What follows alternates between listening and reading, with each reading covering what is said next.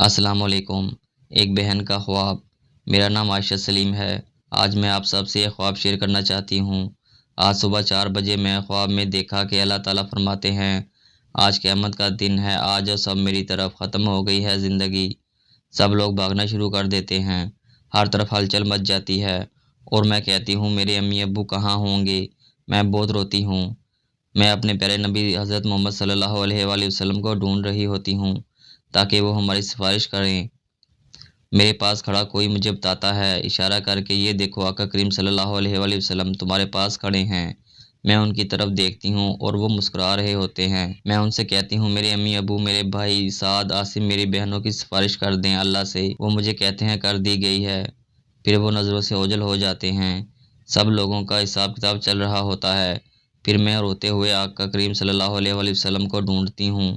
اتنے میں ایک لڑکی نماز پڑھنے کے بعد میری طرف آ رہی ہوتی ہے۔ زبردست عدالت لگی ہوتی ہے، لوگوں کا ہجوم ہے، اور وہ سب کے سامنے اونچی آواز میں آ کر کہتی ہے، آقا کریم صلی اللہ علیہ وآلہ وسلم کا فرمان ہے، عائشہ سلیم کو اس کی فیملی کو بخش دیا جائے۔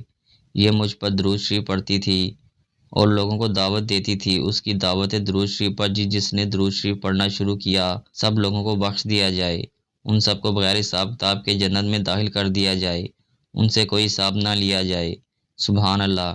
میری آپ سب سے گزارش ہے کہ جتنے بھی لوگ درود شریف پڑھتے ہیں تا قیامت درود شریف سے جڑے رہیے گا، اور جو لوگ نہیں پڑھتے وہ آج سے پڑھنا شروع کر دیں، اور ہماری حوصلہ افزائی کے لیے چینل کو سبسکرائب ضرور کر دیں۔